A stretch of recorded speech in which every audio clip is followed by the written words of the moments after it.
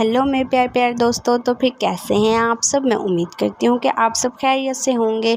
तो फिर आज की वीडियो शुरू करते हैं। वीडियो शुरू करने से पहले आप जल्दी से मेरे चैनल को सब्सक्राइब कर दें।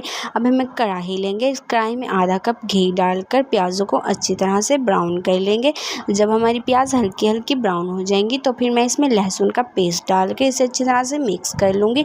अब मैं इसमें सिलबट्टे पर पीसी हुई मिर्चें डाल दूँगी। मिर्चों को डालने के बाद मैं इसमें आधा चम्मच हल्दी डालकर इसे अच्छी तरह से मिक्स कर लूँगी। जब ये अच्छी तरह से मिक्स हो जाएगा मैं इसमें टमाटर डाल लूँगी और इसे अच्छी तरह से मिक्स कर लूँगी। अब मैं इसमें आधा चम्मच नमक डाल लूँगी। नमक मैंने अपने जायके के मुताबिक डाला है। मैं यहाँ पर काले चनों की रेसिपी बना रही हूँ जो कि बहुत ही मज़ेदार और चटपटी रेसिपी बनेगी। आप लोग मेरे चैनल को प्लीज़ ज़रूर सब्सक्राइब कर दें करें और मुझे ज़रूर सपोर्ट करें। अब मैं इसमें 3 से 4 साबुत हरी मिर्चें डाल दूँगी और इसे अच्छी तरह से मिक्स कर लूँगी। अब मैं यहाँ पर काले चने डाल रही हूँ जो कि मैंने अच्छी तरह से उबाल लिए थे। अब इन्हें डालकर मैं इसे अच्छी तरह से मिक्स कर लूँगी। अब हम इसे कुछ देर के लिए अच्छी तरह से पकाएंगे। जब ये अच्छी तरह से पक जाएगा तो फिर इसमें कुटा हुआ ज़ीरा डालूंगी। कुटा हुआ ज़ीरा डालने के बाद मैं इसे अच्छी तरह से मिक्स करूँगी। अब मैं इसमें खुश्क धनिया डालूंगी, इसे अच्छी तरह से मिक्स कर लूँगी। तो फिर हमारे आज की रेसिपी रेडी है जो कि हमने बहुत ही कम वक्त में बनाई है और बहुत ही मज़े की बनाई है।